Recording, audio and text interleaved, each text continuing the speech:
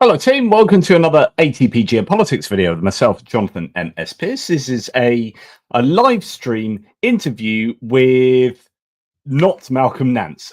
Unfortunately, there may have been some issue because I think Eastern Standard Time in the US, in America, North America has changed, and that gives it an hour off. But unfortunately, he's not read my messages this morning, so I'm going to have to rearrange doing the interview with Malcolm. Such a shame. I was so looking forward to speaking to him today, and I bet you guys were looking forward to hearing from him. So what I was thinking I could do is just go through my geopolitics stuff, although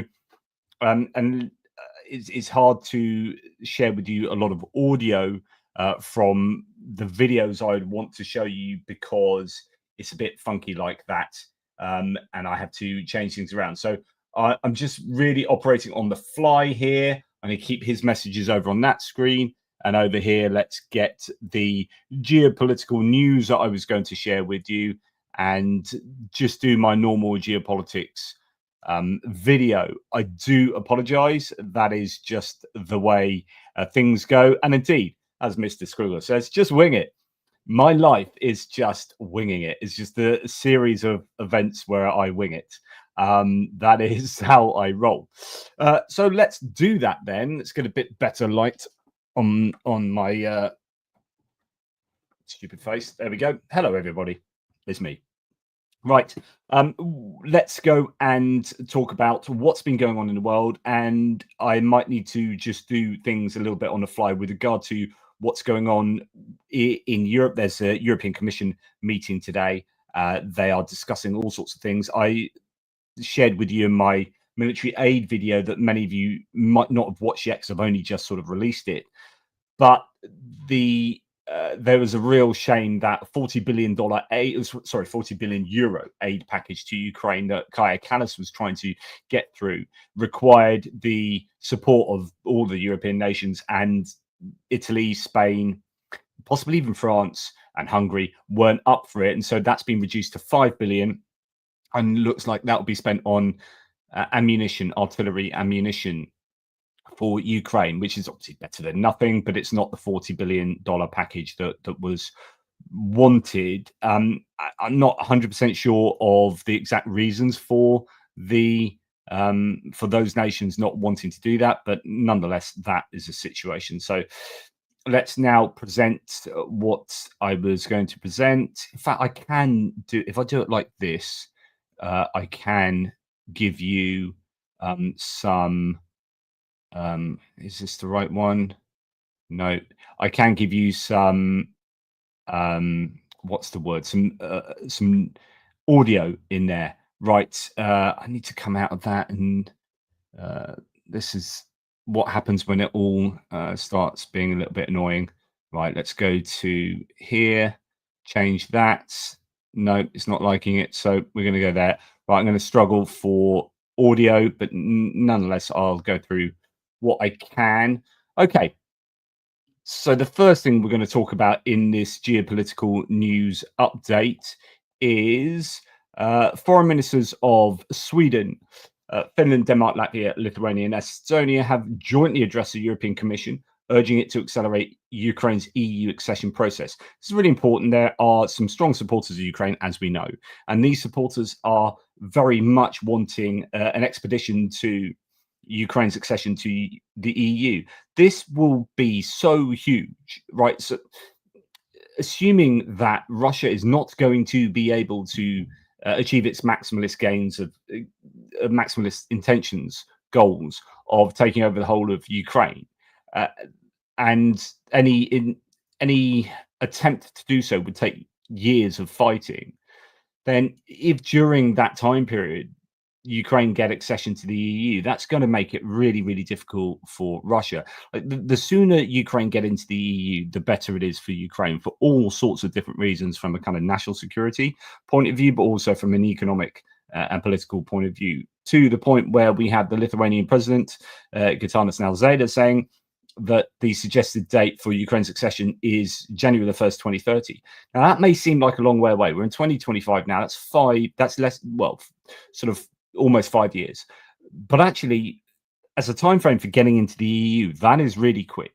You can look at Turkey, Serbia, a number of these other nations that have intentions to get into the EU and see that it's taken an awful long time to get them to where they are today, which is not in the EU. So that's actually pretty quick. He also stated, as in 1938, we face a critical choice: allow the aggressor to escalate violence or stop it. We must disable the evil's ability to intimidate us by building a credible defensive wall between Europe and Russia.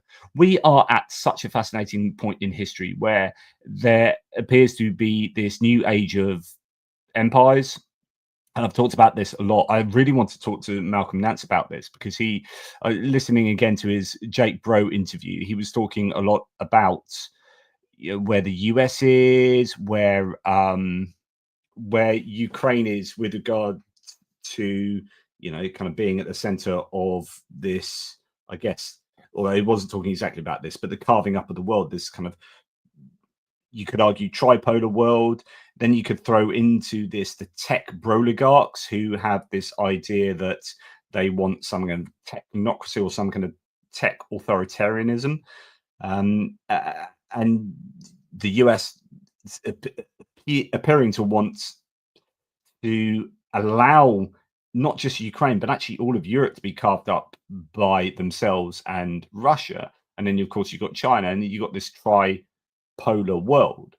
And he's got some really interesting thoughts on that from what I could gather. But yeah, the EU is having to carve out a future for itself at the moment. And the decisions being made right now with regard to the defense, to manufacturing and defense military industrial complex and defense strategies, but also geopolitical strategies going forward, are existential for the EU.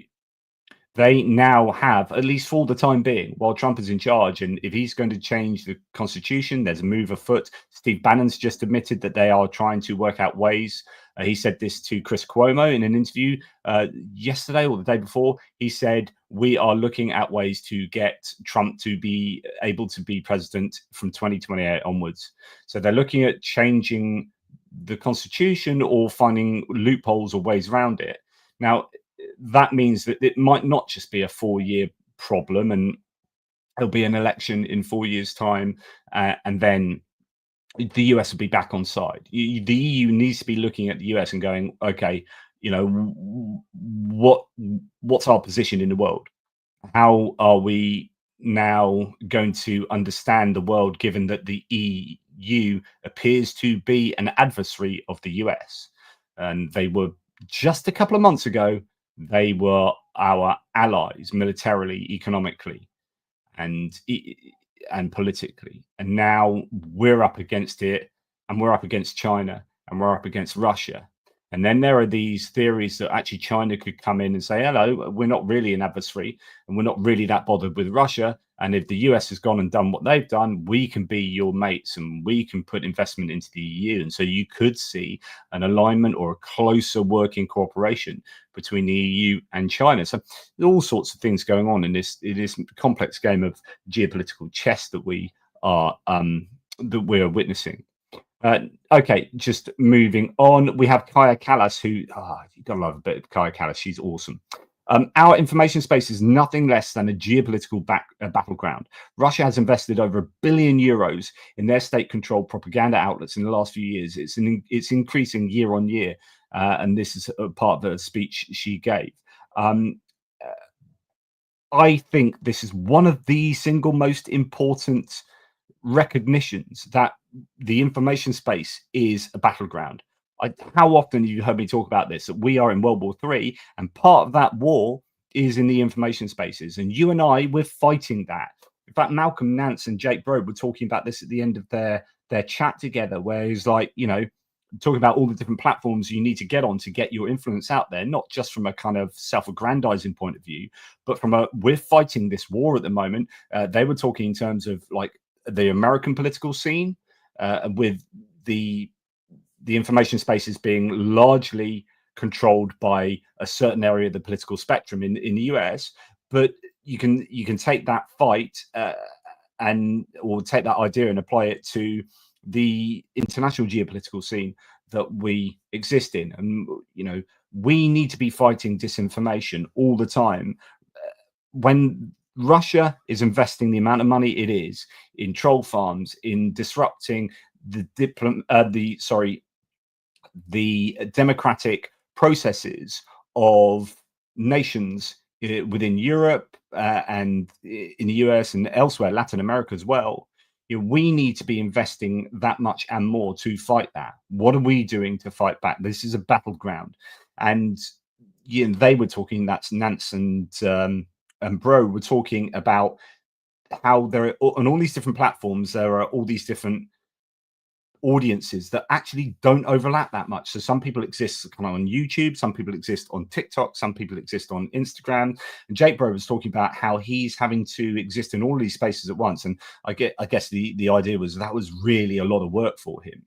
And I don't do that so much. Benny Pie really helps me out a lot with kind of presence in just where I am at and thinking about other places. But when you think in terms of this is a battle for truth and information, then you think, because Jake Bro was talking about how his idea about what his job is, what his not job, I mean like what his goals are in terms of his presence on the internet. He said that has changed since the election, and that's why he's now trying to fight to get into all these different places to get his message out to people. So if we're talking about fighting for Ukraine in these information spaces, how do we exist on all these different platforms in order to do that? Like, to some degree, I feel like I'm fighting a war, and we are fighting against trolls, and we're fighting against nation states that are trying to pollute our message of, pro-democracy, pro-freedom, pro-Ukraine. And that we just exist in a war zone. And it's really good to see Kaya Kallas, talk to that idea. Thanks so much, guys, for your support. And sorry, I'm probably not going to be able to check out your conversation as much as I normally would. Let's continue here. So Anton Gerashenko here referencing Giorgia Meloni. So she's the leader of Italy. I probably don't need to tell you because I told you so many times. She's in a right-wing coalition where her party is one of three that kind of supports Ukraine. The other two support Russia more than Ukraine, really. And that means Italy is somewhat compromised. So when you see them not supporting the military aid package to Ukraine, you're wondering exactly what's going on there. But actually, Giorgia Meloni is still advocating for one of the things is Article 5 type approach to Ukraine. So Article 5, of course, in NATO is that if you attack any member of NATO, you attack all the members and they will come and help out anyone who's attacked. So Anton Gerashenko reports that, quote, it will help reveal Putin's possible bluff. Italian Prime Minister Giorgia Meloni insists on extending Article 5 of the NATO treaty to Ukraine. Quote, I've taken a clear position on both the ineffective proposals of other countries and the proposals put forward by Italy, namely the extension of NATO Article 5 to Ukraine. This seems to be the simplest and most effective proposal of all, also because it will help to reveal Putin's possible bluff. I just have to say this.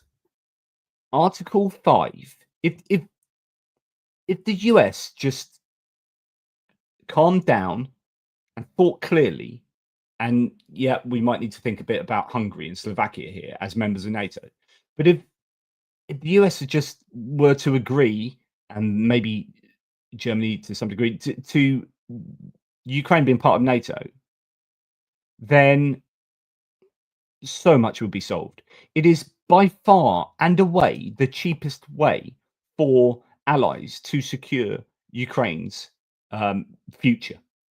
It's the best security guarantee, and it's the cheapest by a country mile. You don't have to, although it probably is wise to tool up and rearm Europe and get your industries humming over with armament production to match the massive expenditures on defenses that European nations are presently planning. But you wouldn't have to do that, because actually NATO at the moment are a sufficient deterrent for Russia. And if you just brought Ukraine into NATO and said Article 5 is going to cover, I don't know, for example, that we're going to freeze the front lines. It's not ideal, but it would be a bit like East-West Germany.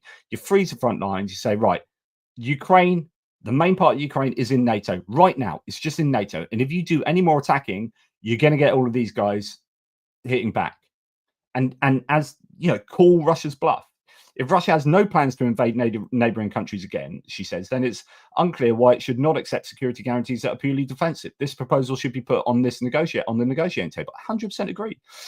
Peace is based on security guarantees. We must not blindly follow proposals put forward by others just because we need to decide where we stand. Our role is to participate in our own proposals. Those who have the courage to put them forward are doing something useful. So this is a speech she made to the Italian Chamber of Deputies, and I absolutely think it's on point there, which is to say that Ukraine, and just in case anyone is joining me and they're wondering where Malcolm Nance is, I don't know either. So we'll have to reschedule this and I'll get hold of him. So it's just me talking geopolitics. But where was I? Interrupted myself, as I always do. This is just it seems such an obvious thing. And then you go about diplomatically, rather like Berlin, right? Diplomatically trying to get back the rest of Ukraine and reunify that nation. And it seems ridiculous to me that people are taking NATO off the negotiating table. And the only reason I can think that the US would be doing that at the moment, so in such a forthright manner, is that that's actually one of the demands of Russia, and they're just aligning with Russia's demands. Right. Okay. As if I don't have enough to report on in the world, Turkey appears to be going bonkers. Right. Protests in Turkey yesterday after the detention of Istanbul mayor and opposition leader Ekrem İmamoğlu. I don't know if that's a correct pronunciation. He is considered the main rival to current President Recep Tayyip Erdogan in future elections. Now, this is unsurprising, but bad news for democracy. Turkey has been getting a bit like Hungary, more and more autocratic. So Erdogan appears to be a classic autocrat wannabe, and Turkey is once secular, pretty democratic nation, has been backsliding for the last 10 years or so. And that has been super worrying to witness, because Turkey is, like I've said to you many times before, one of the most important nations on earth. Really. I mean, it controls the Black Sea through the Montreux Convention and the Bosphorus Straits. So it can open and close the Bosphorus Straits to warring nations. So that's, I think, the single most important reason why Ukraine has not lost the war to the Russians, is because Turkey closed the Bosphorus Straits. If it had allowed the Arctic fleet to have come into the Black Sea, then Russia just would have pummeled the crap out of Ukraine into submission. The might of the entire Russian fleet. At the moment, they've got, and not even all of the Black Sea fleet, but the Black Sea fleet, and that was eventually beaten back brilliantly by the Ukrainians. But right at the beginning of the war, if you had the entire Russian fleet able to go to the coast and just release hell on Ukraine, then you would have had a destroyed Ukraine.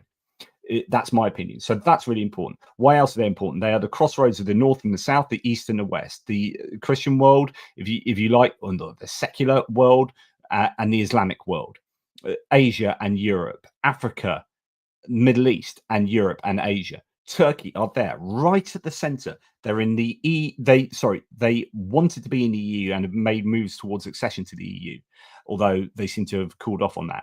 But they are members of NATO, and that is absolutely crucial there. They've asked to join BRICS, which I think is highly controversial indeed.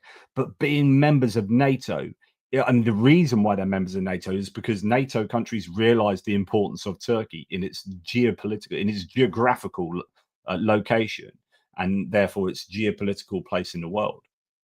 It is super important. So this is a nation we need to pay really close attention to.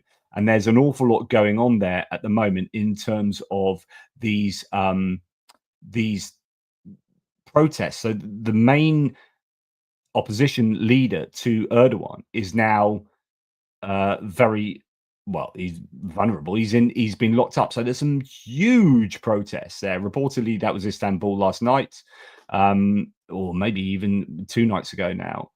Mass protests continued in Turkey after the arrest of Erdogan's main opponent, the mayor of Istanbul. So you can see the sea of people. Now, you got to understand that Erdogan, and this is very similar to many nations, the rural heartlands of a nation generally skew towards conservative and the right, especially in Turkey, where you've got religious, much higher religious component in rural regions, right? So you're always going to get more liberal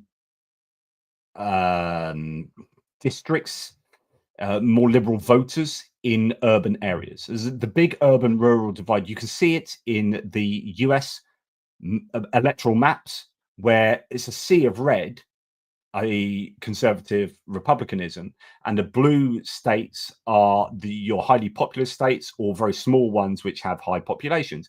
Exactly the same, different colors in the UK. If you look traditionally at the UK map, it's going to look very blue, even when Labour on the left have control of the government.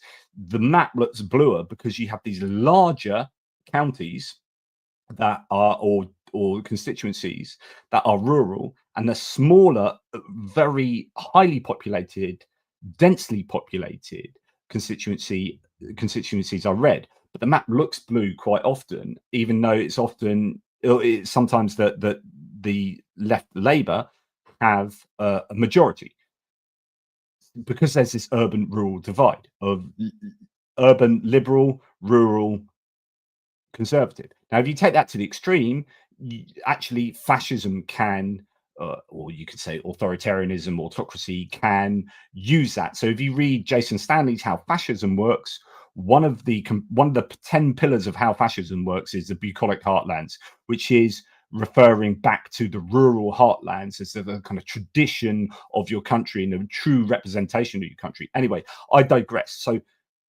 there is a big religious conservative representation in the rural heartlands, but when you get to places like Istanbul and Ankara, you are going to have huge liberal, people that go to universities and are young and etc are going to skew liberal. And I wonder whether this will be an isolated set of protests in some of these more densely populated urban areas, but isn't general across the country. How big this is, and again, like kind of with Serbia and Budapest, Serbia and Hungary, whether the ruling parties or the leaders will come down on these movements like a ton of bricks, with heavy police or armed forces, security services presence and action. So we'll have to wait and see. Now, going back to Europe, Slovakia may block new sanctions against Russia if they hinder the peace talks in Ukraine, says Fico. Typically, we understand the attempt to further sanctions as something that will break the peace process. We are ready to veto it. That's typical Fico. Zelensky was in Finland yesterday, had a really good meeting with Alexander Stubb. He's now in Norway to meet with the Prime Minister there, Jonas Gahr Støre, and that's really good to see. The Nordic states are, of course, incredible supporters of Ukraine. Right, I'm going to just have a look at some of the questions you guys have been throwing out. Remember, Malcolm Nance, unfortunately, for many of you who tuned in to hear Malcolm Nance, he is not here today. I don't know if he has yeah, I don't know why he's not read my messages this morning, so we'll sort that out again because I'm desperate to speak to him. Let's go to some of your super chats, and thank you very much to Kevin Force. Really kind of you, as ever. Super supporter of the channel. Right, Goose Springsteen. Does the collapse of the 40 billion euro fund make you pessimistic about the capacity of Europe to sustain Ukraine? Great question there, because that initially was my reaction this morning. Well, actually reading it yesterday.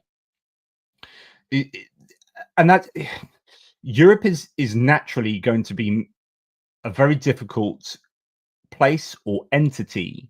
Sorry, not Europe, the EU, to get unified support for Ukraine, because it's a collection of sovereign countries, right, that have their ability to veto decisions. There needs to be a look at unanimity as a way of making decisions in the EU, and I think they're already doing that. I've reported on that previously. Maybe supermajorities might be a better way of doing things because it makes the EU a very slow moving decision making entity, and in some ways that's good, so you don't leap to knee-jerk reactions to things.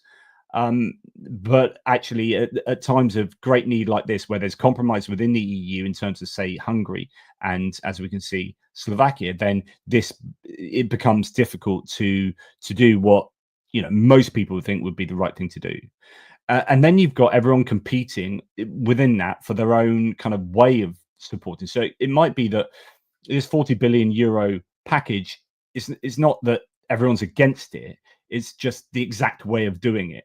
Like, we don't want this money to be spent in this way. We want it to be spent in that way because that will most benefit the businesses in my country, type thing. And then talks break down because everyone's got their own idea of how this works. And so that's the nature of having a democratic system. And I've said this before, the advantages of autocracies is you can do longer term planning, but you can also make decisions really easily and they get fulfilled. So yeah, it is a real challenge. I think agriculture will make Ukraine EU entry a hard sell. And what will the EU look like by 2030? Le Pen could be French president. Okay, so much to talk about there. So one thing that we're worried about with one thing that's an issue is that where we are worrying with the US with regard to how their electoral wins have changed so quickly, and all, where you've got Trump that's changed the US's approach to geopolitics and their foreign policy strategy and supporting Ukraine, and they just spun on a sixpence. Although it won't happen as quickly with the EU, there are signs that actually those changes could take place in the EU. So where we think the EU is, and it is more reliable because changes are much harder to come by, so it is naturally going to be more consistent, more constant, more reliable. But it doesn't mean it's going to be completely reliable in its support for Ukraine, for example. So you have the potential growth of Rassemblement National, Marine Le Pen, and AfD in Germany, etc., which is why it gets back to what Kaya Kallas was saying in terms of we need to be fighting disinformation. That also means presenting for the EU. So if I was being like super pro EU, I'd be like, right, we need to set up a policy, a center of fighting propaganda, but presenting a positive narrative. So part of the problem in 2016 Brexit is no one really sold to the UK public what the EU did for the UK.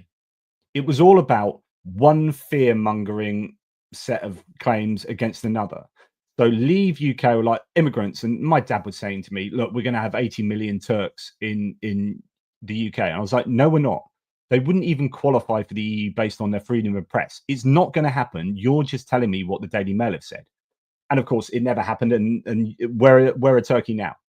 But of course, Boris Johnson said, "Oh, we're going to get 80 million Turks or whatever," and so it's that kind of fear mongering and immigration, etc., against. Well, if we don't stay with the EU, we're going to lose out economically. And the fear mongering, but although that was true, but it was kind of fear mongering against fear mongering, and no one sat down and said, "Here's what the EU has done for us, and here's why the EU is super important, and here's a sense of what we can be as Europe together."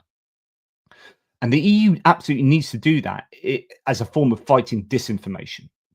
So that's going to be really important to sort out. And if I was Kaya Kallas, I would be, as part of the anti-disinformation, I'd be positive information as well. Donald Trump is supremely good at this. So Donald Trump just takes responsibility for every good thing that ever happens in the world. Global economic crises, and he's like, oh, that was, he either blames someone else, that was Biden's fault or this their fault or whatever, and then when it's a global economic upturn, he's like, that was me, I did that, and he just says he's responsible for all the good things, but whether it's true or not. But therefore, what he's good at is just saying how good he is at achieving things on behalf of the American people.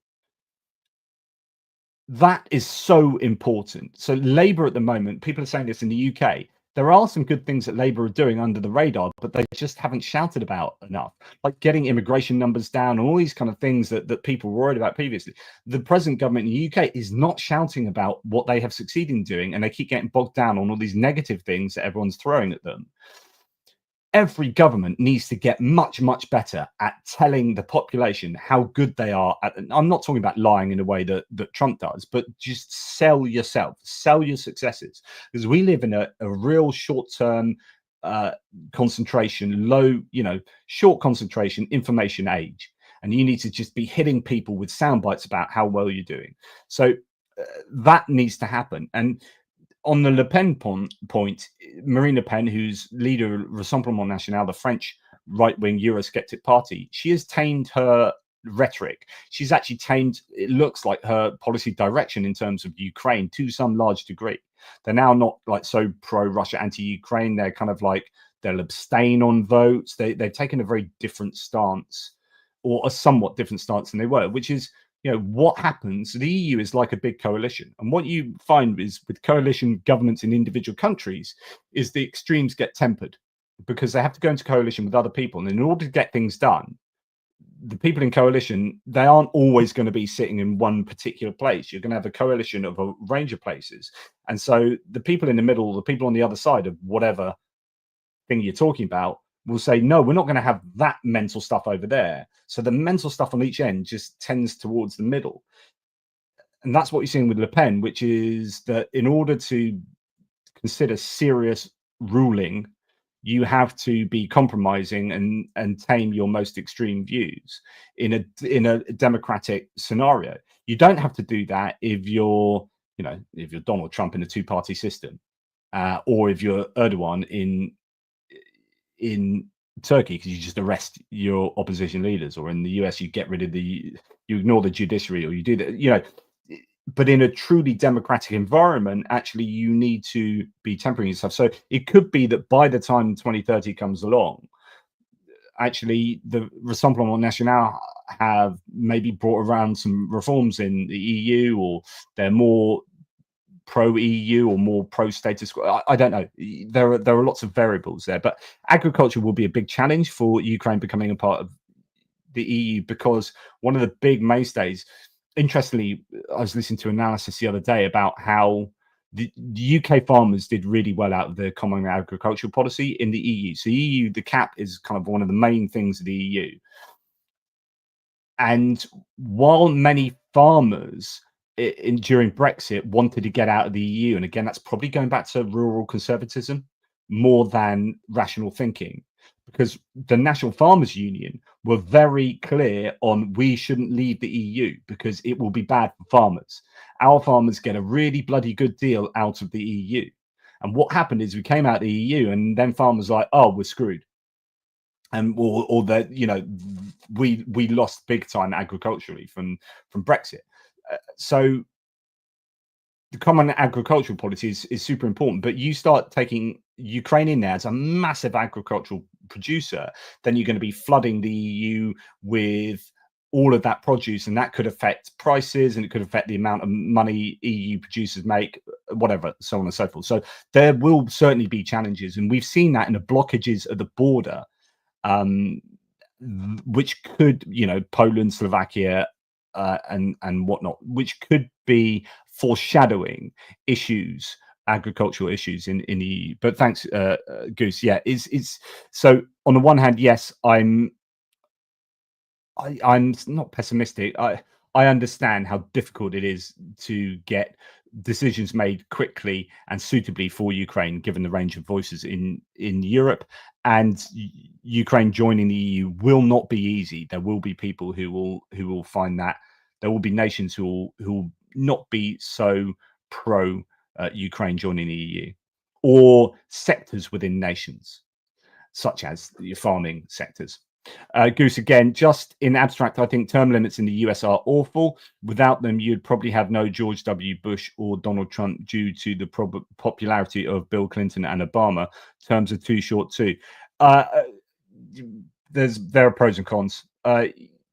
Yeah, term limits, i.e., you can only rule for 2 terms, as it is constitutionally set out in the US at the moment. What's interesting, if they do allow Donald Trump to run again in 2028, what people are saying is that unless they do something truly horrific with regard to the rules and use double standards and cherry pick or whatever, it should mean that Obama would be able to run again. And then lots of people are saying actually he would have a really good chance of giving Trump a hiding in that election, especially given what Trump's age would be at that point. So but I don't probably know enough about the arguments for and against term limits there to talk about that. Right, let's go back to the geopolitical topics that we were discussing. And where are we?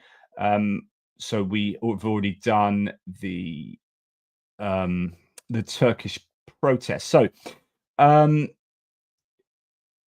fascinating, by the way, the interview that Donald Trump had with Laura Ingraham after that telephone call. So although I showed I had a video analyzing it, I was recording the wrong screen and you couldn't see the interview itself that I was showing you. But his whole body language was very much muted compared to what we see. He's normally gesticulates a lot, does a lot of this, gets very animated. Here he was sitting in pretty much the same point, did very little. He's doing a little bit there, but that's actually when he got the most animated.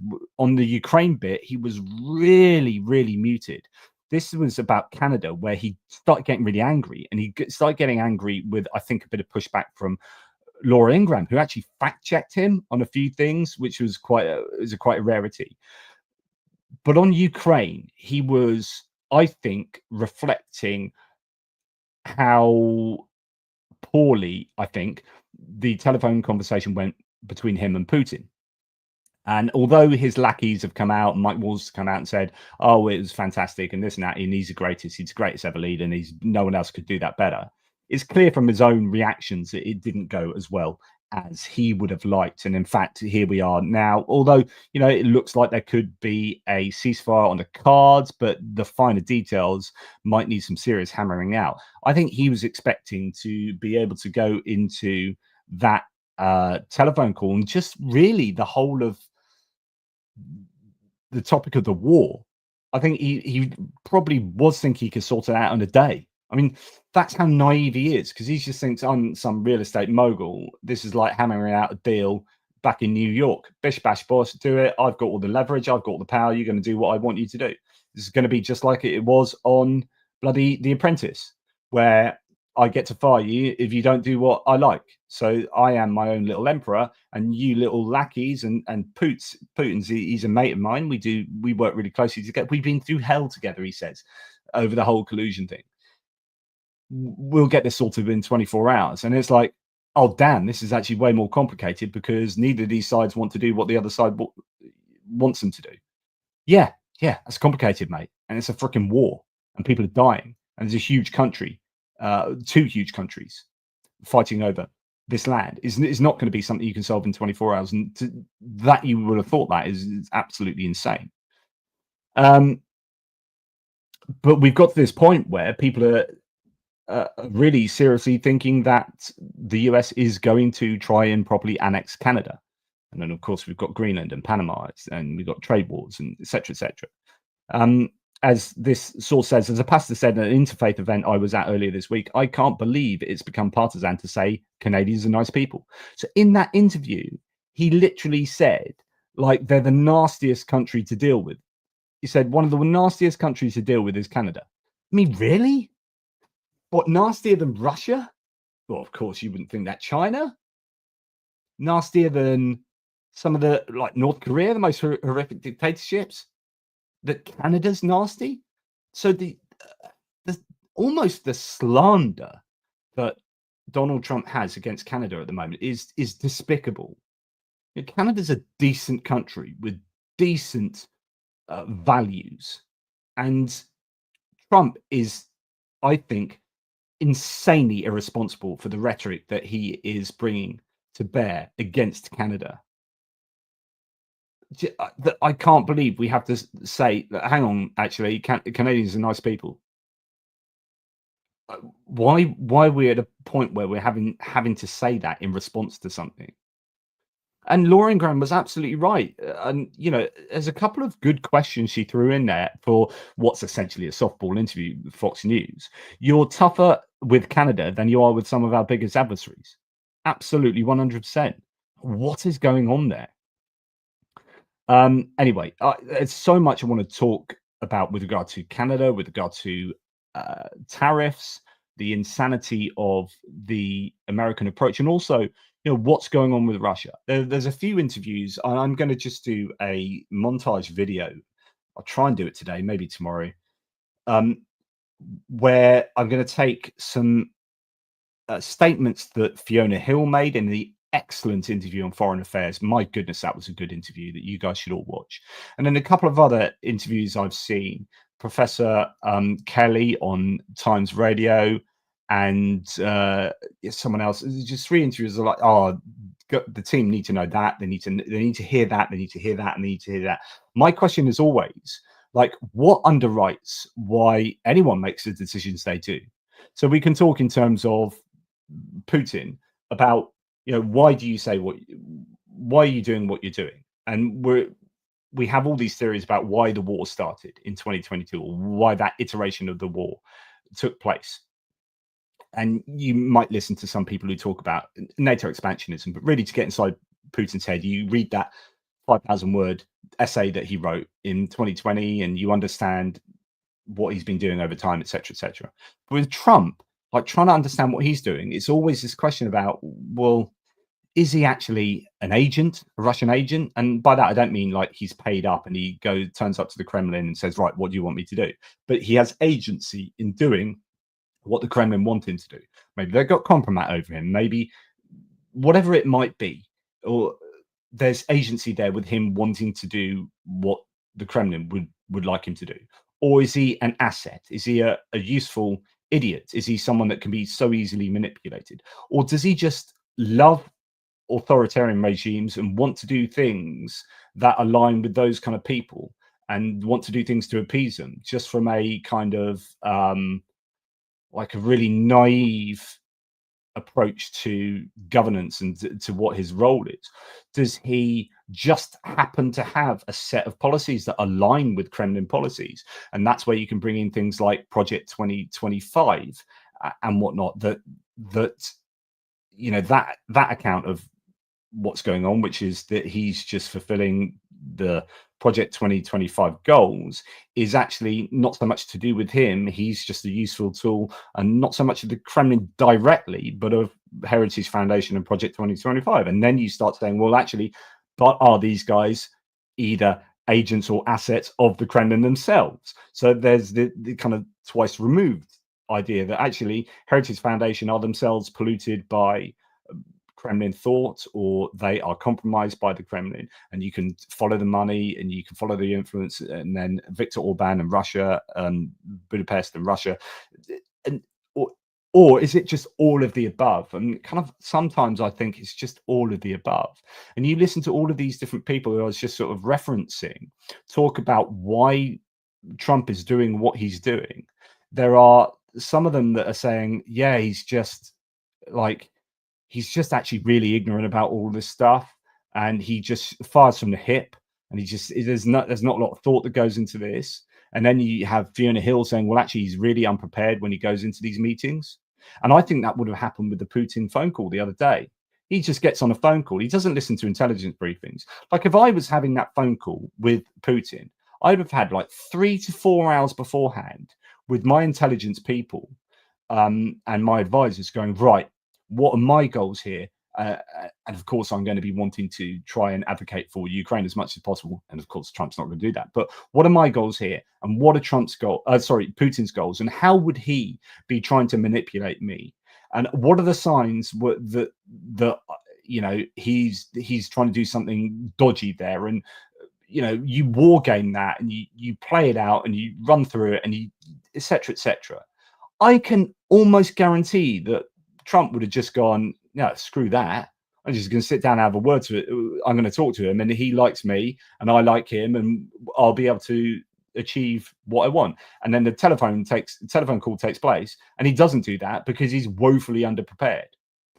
And that's where we are now. So, you know, there's elements that Fiona Hill talks about how he Putin uses a translator. And the reason he uses a translator, I'm sorry if many of you know this, Putin can speak good English. He can speak perfect German as well, but he always uses an interpreter. And this is one of the criticisms of Zelensky in the White House, is that whole White House fracas. English isn't his first language, and it's his third language, and he's not amazing at English, Zelensky. And that means things get lost in translation, or he just can't communicate. He can't express himself effectively enough in that language. So he needed to operate through an interpreter, and that then calms things down. How Putin uses an interpreter is he's speaking to, say, Trump, right? Trump speaks to him, and actually Putin understands him. But he then uses the interpreter to then spend time interpreting what Trump has just said.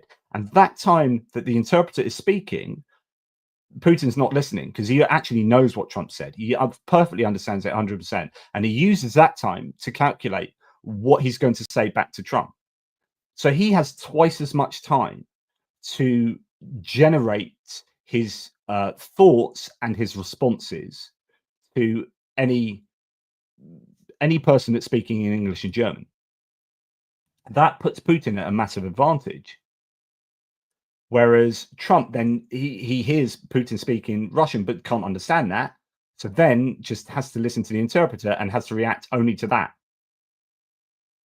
Putin has twice the time, and this is the theory: is you should use an interpreter because it gives you an advantage. Now, Fiona Hill then talks about how Putin says things to Trump that and she's been on phone calls with Putin and Trump, but Putin says things that are actually quite rude or sarcastic or, you know, taking the mickey out of Trump, but it gets smoothed over by the interpreter. So if you understand what Putin's saying, you realize that he's controlling that whole interaction and playing with Trump. But Trump doesn't get that sense, and you could probably put many other leaders in this position as well. I'm just picking Trump because he just had a phone call with him. But Trump won't get that sense because the interpreter will either edit that out or it just gets naturally smoothed over through the translation process. And then Trump comes away saying, hey, that was a great conversation. Whereas actually, if Trump could speak perfect Russian, he'd come away thinking that was a really prickly conversation. And Putin was actually quite difficult, and he was at times quite insulting to me, and having a different interpretation of how that conversation would have gone. So I've completely gone off on one here and forgotten where I started here. But that was, what underwrites Trump's approach to everything at the moment, to Ukraine, to geopolitics, and I think an awful lot comes down to he doesn't know enough. I keep talking about his lack of knowledge about geopolitics, and therefore he's being fed by people around him who are themselves compromised by Russian thoughts, Russian influence, or just anti-democratic thought and influence. And so there's an awful lot of alignment with the Kremlin through both agency, useful idiocy, and policy alignment. But I think you throw all of that together, and Trump's fundamental lack of knowledge of geopolitics, history, the history of Ukraine, the history of Russia. I was thinking something yesterday. I was wondering that if I was in conversation with Trump, I had a question I would ask him just to get a sense of, and I would get him to answer it publicly. And it would give you a sense that he doesn't actually know. It was like one of these things that everyone would know the answer to. That's a real obvious geopolitical answer, but I'm fairly sure he wouldn't know the answer. And that would then show that you've got a guy that's in the center of all of these negotiations that fundamentally lacks the requisite knowledge. I can't remember what that question was, but it was like, I know, like 99% know that Trump wouldn't know that. But that he absolutely should know that. Anyway, I'm digressing too much here. So I will now go back to a few bits and pieces from my topic. So the US may relinquish, as I've already told you, the leadership of NATO's European Command, according to NBC. For nearly 75 years, a four-star US general has held that position as Supreme Allied Commander in Europe, SACEUR, overseeing NATO's military strategy and operations. And we are hearing that the GOP Senate and House of Representatives leads, the people, ranking officials on these intelligence committees, both from the GOP, from the Republican Party, have written a letter to Trump saying, you can't do this unilaterally. You need to be going through a proper process of speaking to Congress, of speaking to the combatants, of speaking, having an investigation into, what needs to take place in terms of reform. You can't just say, right, we're getting rid of that and we're pulling out of Europe and doing this. And it seems to be the case that the Trump administration at the moment is just unilaterally deciding to do things without Congress. So you've got this, and this fits in with what's called the unified executive theory, which is the idea that kind of there are three parts of the government. You've got Congress, you've got the judiciary, and you've got the executive branch, which is Trump. And it seems that Trump wants to unify those things so that he has basically dictatorial control. Now, this is part of the Project 2025 approach. So you go and look up unified executive theory, and you will start understanding what, if it's not Trump, although he would definitely want this because he wants to be the dictatorial leader that he sees people like Kim Jong-un, Viktor Orban, Xi Jinping, and Vladimir Putin being. He wants to be that strongman leader. And so one of the easiest ways of achieving that is, sidelining the judiciary, sidelining Congress, so you can go and do those things yourself. So you unify the executive, you unify those three branches in a way that allows him ultimately more control. So Trump administration halts coordinated US efforts to combat Russian sabotage, as we've heard, disinformation and cyber attacks, easing pressure on Moscow. Regular National Security Council meetings with European allies on Russian hybrid warfare are no longer held. I reported that yesterday, but just you put all of these things together and you're thinking every decision that's being made is to the advantage of Russia. Again, it goes back to, so why is that? And then is all that conversation we just had. Why is it that Trump is making these decisions? Why is it that his administration is making these decisions? Now, then, interesting, RFE and RL, so Radio Free Europe, Radio Liberty, are suing the Trump administration over the funding cuts. They are doing that over the termination of grant funding, calling the action unconstitutional. You're seeing this an awful lot. In fact, USIP, the United States Institute for Peace, which is a non-governmental, it's not like run by the government, had like in a way that some of these other departments are, was broken into by Doge, literally broken into by Doge, and they've then started taking things out as like, we're just doing what we're supposed to be doing on blah blah blah.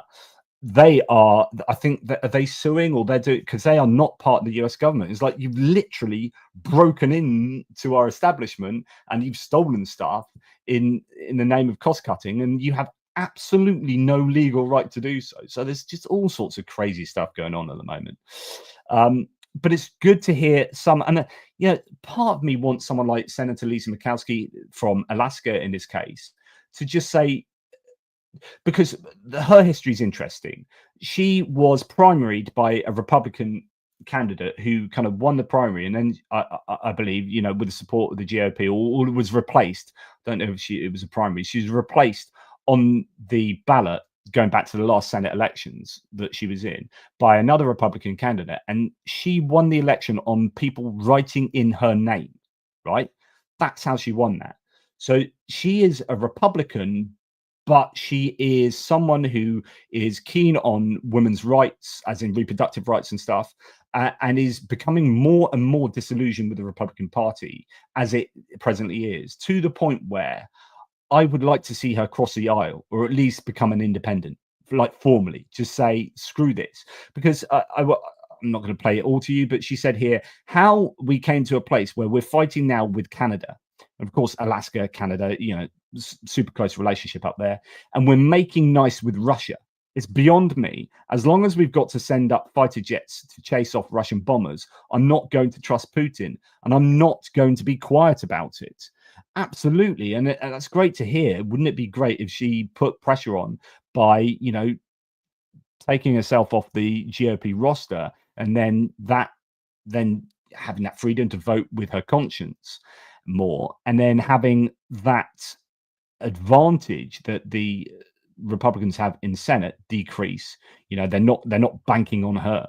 I'd just like to see that. I'd like to see people like, I don't know, Ron Bacon become an independent, Mike Turner, and some of these people who are really strong in their understanding of geopolitics, of foreign policy, of national security, going, this is all nuts. What are you doing? Okay, I'm not crossing the aisle. I am not at the moment representing the Republicans. But the problem is for people in the lower house, the House of Representatives, is you only have a 2-year cycle. So they'd just be primaried, and you'd have Elon Musk paying gazillions to get them ousted. Whereas Lisa Murkowski will be serving for longer as a senator, 6-year tenure. I don't know when she was voted in, but it's slightly different. Anyway, a United Nations panel of experts has reported in 2023 that cyber theft accounted for half of North Korea's foreign currency revenue. North Korea's digital plunder last year was worth more than 3 times the value of its exports to China. Wow, wow, wow. Cyber criminality is earning the North Koreans an absolute bucket load of money. Wow. What are we doing about that? Well, it appears that the US is receding in terms of their influence in the cyber domain. They've taken a foot off both attacking Russia in the cyber domain and defending against Russia. 7 different entities, American entities, are no longer meeting with European counterparts on cyber security. I don't understand what the US appears to be just trying to hand the keys of power to the axis of evil with every passing day. It seems insane. And the issue, of course, is that most of the American public won't know this. So 50% of the American public who lives in particular ecosystems are not going to be finding out about stuff like this. I wonder what people would truly think in the US. We're seeing protests gathering momentum in the US, but that's going to be coming from people who are broadly Democrats already, or people who are of families who have had people sacked. So Republicans who were federal employees who have been sacked, veterans, for example, who have lost jobs, and so on and so forth. People like that are going to come out. But for the vast majority of the American public, or for a large proportion of the American public, there will be a fundamental lack of knowledge about what really is happening under the radar with stuff like this. Macron is preparing for conflict with Trump over his push to support Ukraine. While the US president raises concern among allies with his geopolitical statements, says Noel reports, the French leader is once again in the spotlight, rallying partners ready to support Kyiv. If I was Emmanuel Macron, like, you've got till 2027. By the way, Emmanuel Macron's support has surged. I think it's surged up to something like 27%, right? French people never like their presidents. That's just a given, right? So those approval ratings are always going to be much, much lower than many other countries around the world.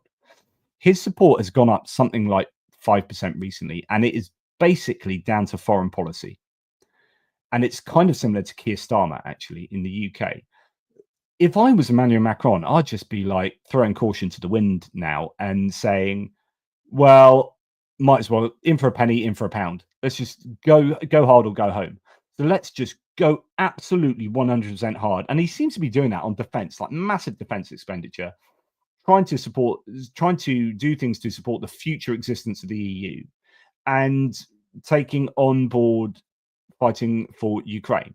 I would just be going crazy at this and just going, screw you, the US. We're just going to unify Europe, and I'm going to die on this hill. I'm going to die on this hill of supporting Ukraine. And I don't know. He could just be doing that. I've got till 2027, and then I'm going to be voted out. So let's just go nuts. Yeah. Right. Okay. Going on to some more predictably American concerned stuff. But before there, let's just look at what some of you guys have been saying. Sorry, I've just been waffling on, not been paying the remotest bit of attention to you guys. I do apologize about that. Hopefully you're all having a wonderful time chatting to each other. Right. Julian Roster, a marvelous member of the community. Isn't it time we close the Baltic Sea to all Russian vessels? There is talk at the moment going on with EU and Nordic states vis-a-vis seizing Russian vessels more often and being much more robust with their vessels. So that, I think, is actually on the agenda to some degree.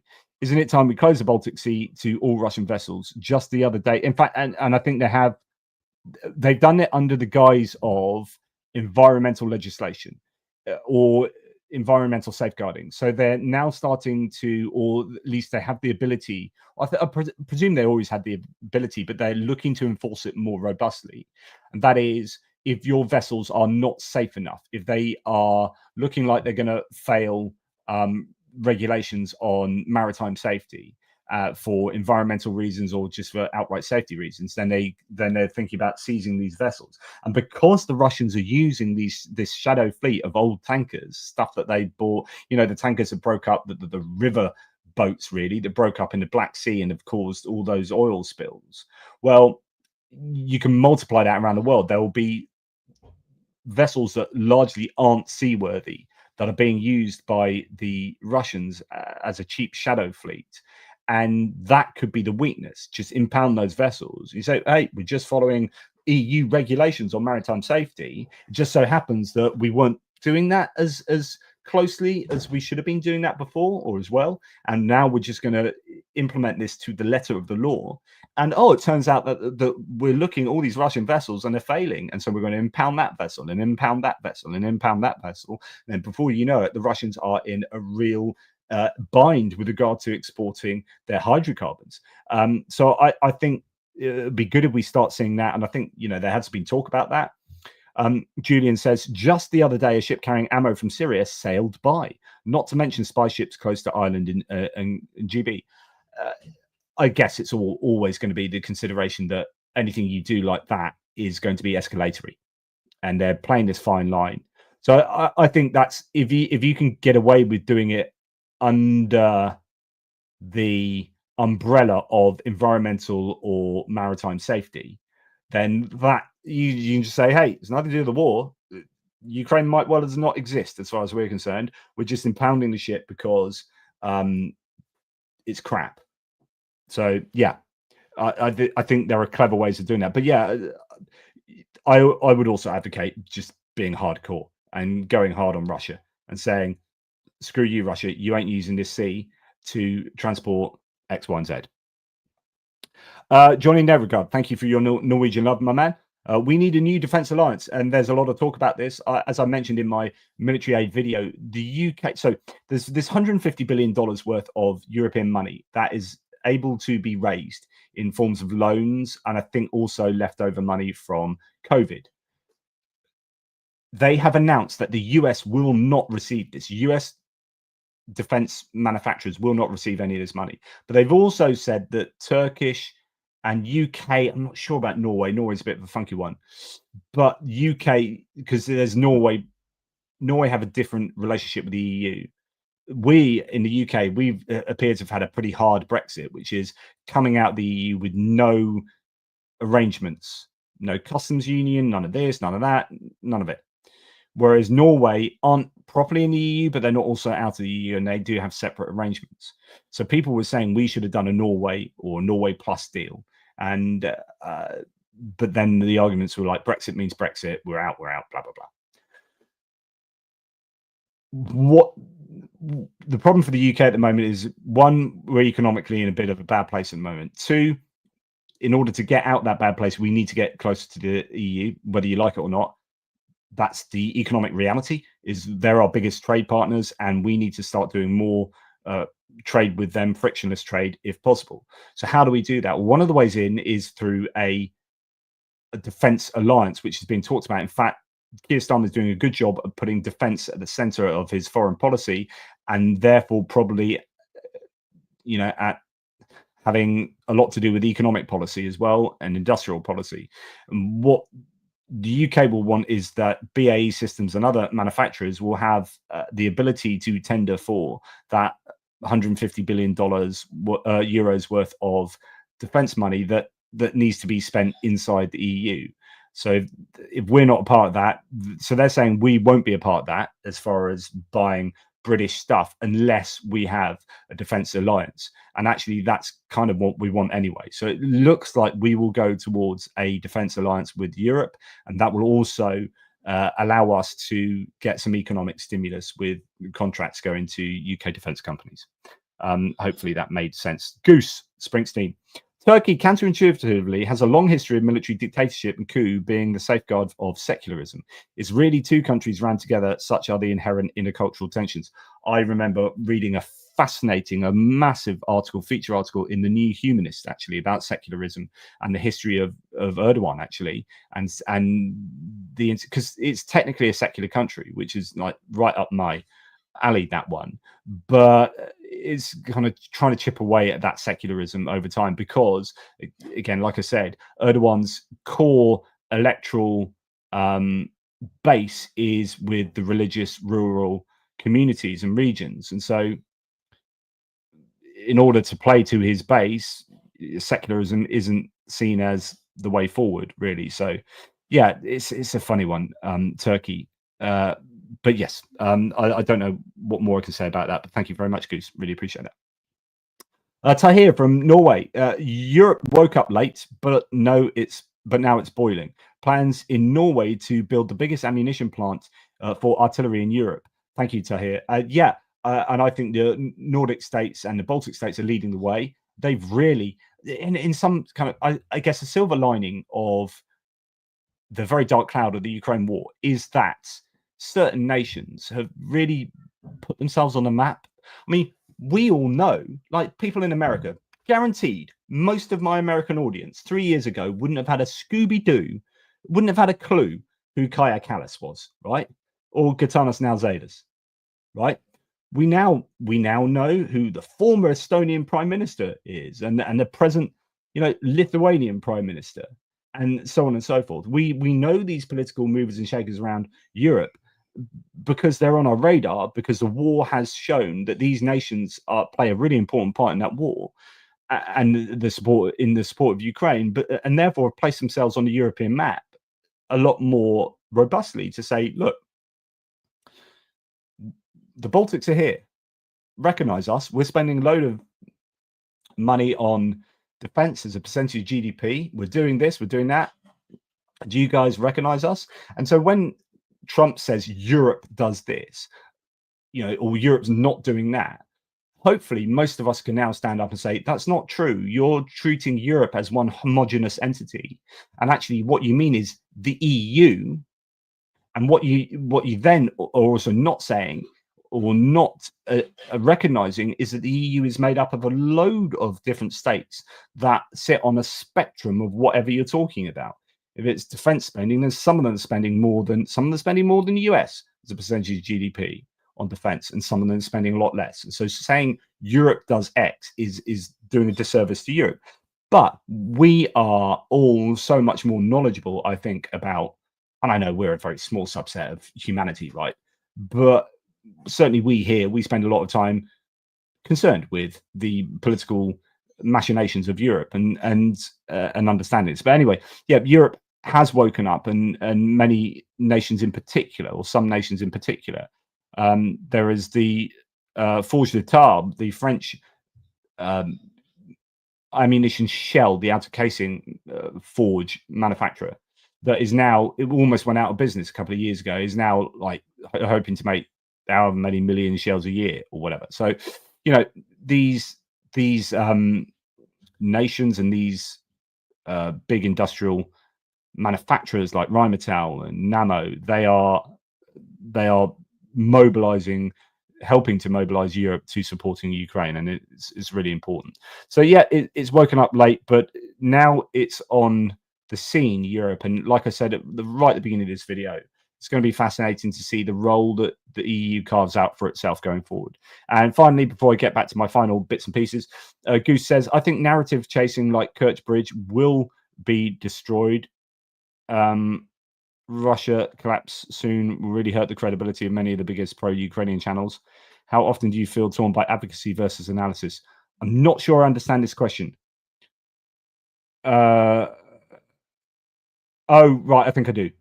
Right. So many channels say, oh, the Kerch Bridge will be destroyed soon, or Russia will collapse soon. So you look at Joe Blogs and, 3 years, the Russian economy's been on the edge of collapse. And you look at Konstantin, what's his name? There are a lot of people, and I've been arguably saying similar things. It really hurts the credibility of many of the biggest channels. These are all. I don't think anyone's though massively lying. Maybe if the problem is people put these like time frames on it. The Russian economy is in a heck of a state, and it's not healthy. But is it something that would ever like fully collapse, or is this just a slow decline that is just hugely problematic? And it means with every passing week, they're more and more reliant on the war continuing, because actually they couldn't function without the war, and the influx of demobilized soldiers and so on and so forth. So I don't personally, I don't think the Kerch Bridge is that important to hit. I think it's more of a PR thing. But I think the damage that was done previously was excellent. That was very well planned and carried out. But if you notice, I don't really talk about the Kerch Bridge. I personally think if you would probably need like, I don't know, 16 Tauruses to properly do it. I'm pretty sure that you could use those 16 Tauruses for better effect elsewhere. I don't know. But yeah, there is. Yeah. How often do you feel torn by advocacy versus analysis? And that's a difficult thing. So, I try and catch myself as much as I can. So for example, the Belgorod incursion that's taking place at the moment, I could be like, well, yeah, this is, woo. But actually, I introduced that with a kind of take this with a massive pinch of salt.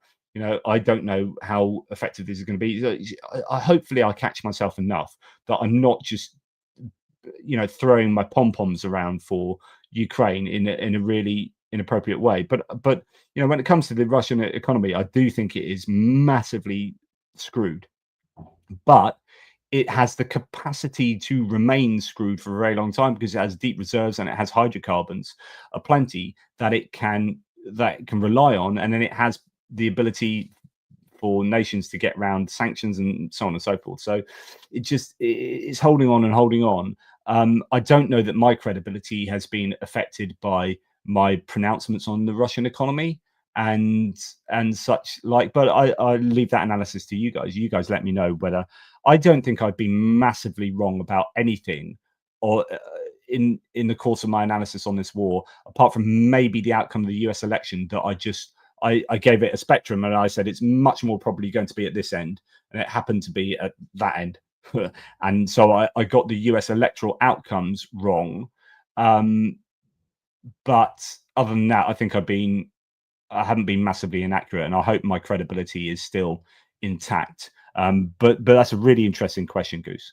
But yeah, as ever, I'll let you guys be the arbiters of that particular one. You can let me know in the live chat. Okay, now moving back to the final few bits and pieces I have ready for you. So this is kind of peace negotiations a little bit. Actually, what I want to do is just go talk about some of the latest stuff that's been happening. Where's Europe Live here? So some of this I won't be aware of. Zelensky says no discussion with Trump on the US ownership of Zaporizhzhia nuclear power plant. I would be very wary of allowing that to become part of the negotiations, because I personally think, like Jake Bro, probably has something to do with Russia saying that. If plutonium is an output from that, and that's what you would use to give you nuclear weapons with a bit of tinkering, then I could see that Russia would very much like the US to take control of Ukrainian nuclear power plants, and that would be in alignment with the Russian desires. So I'd stay well away from that. Zelensky tells EU to keep pressure on Russia and calls out Hungary's attempt to block Ukraine's EU accession. Well done there, absolutely. Lots I'm sure we can go through, but we won't have time. I'm just going to quickly go through these headlines. Elite London firm fined £465,000 for Russian sanctions breaches. Yes, take them to cleaners, absolutely, and send that money to Ukraine.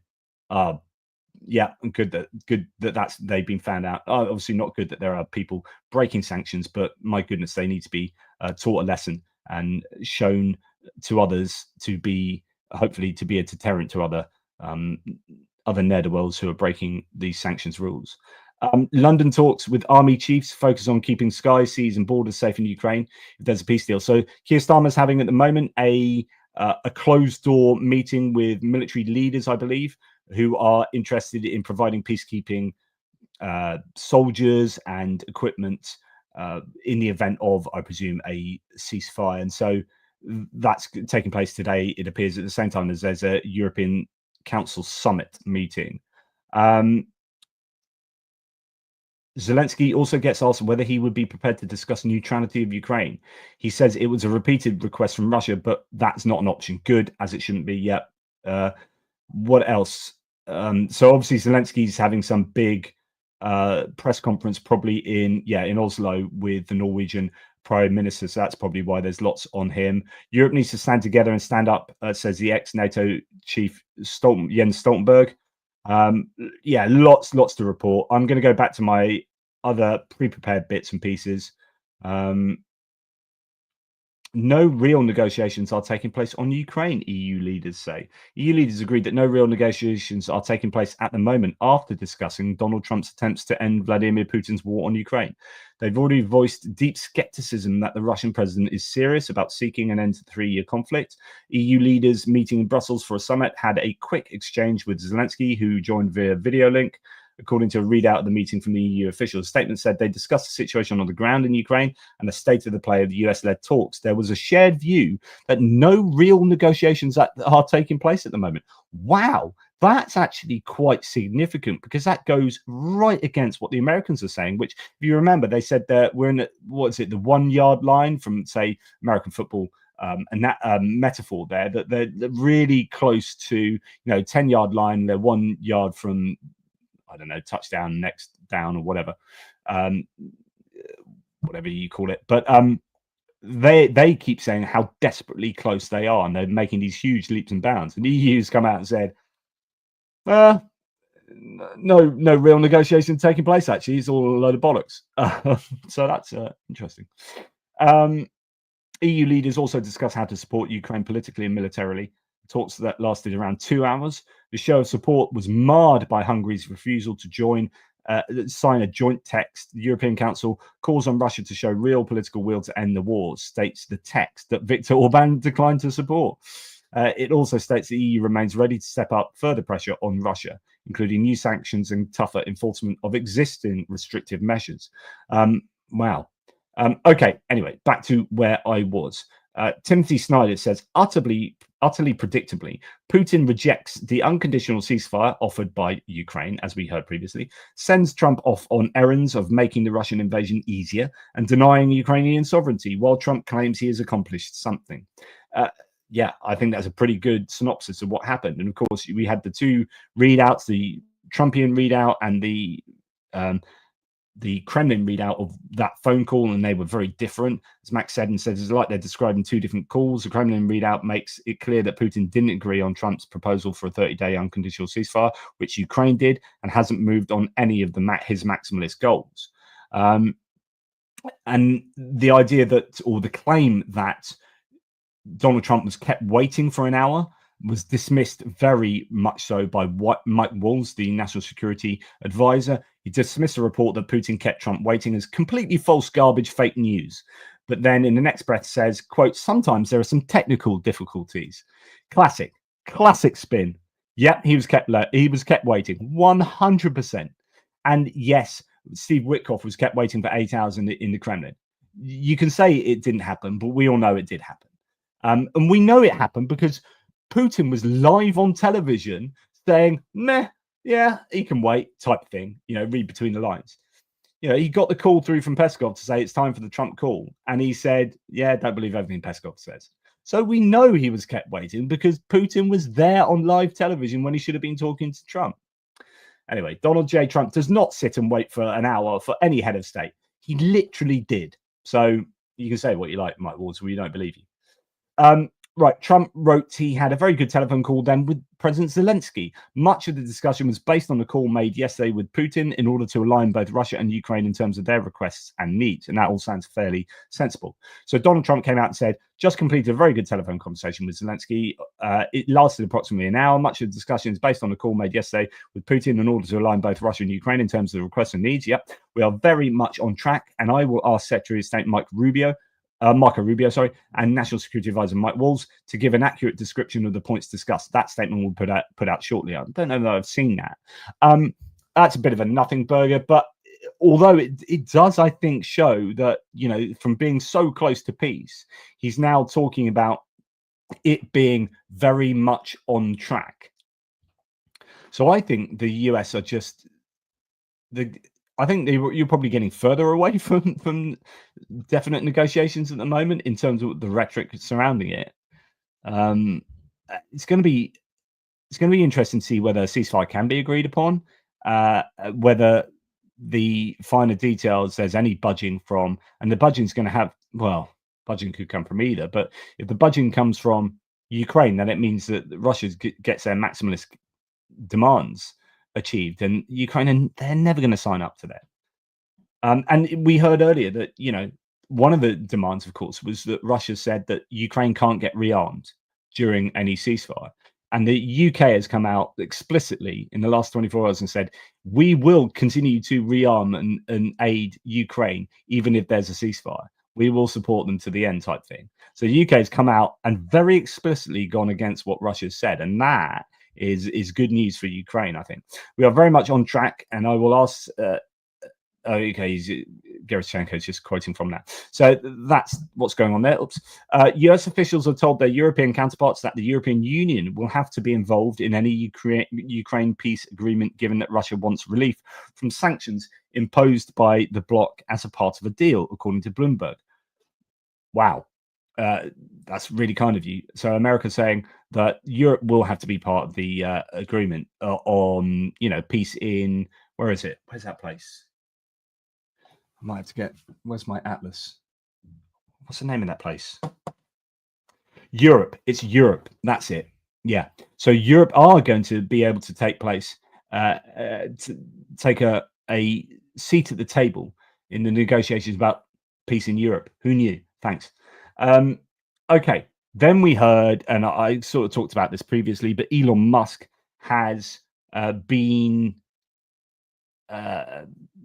the Kremlin has said that they want talks with Elon Musk about, going to Mars, but you can imagine that's going to be about rare earth metal deals in Russia, sorting out Rosatom, sorting out Roscosmos, the state space agency, state atomic agency.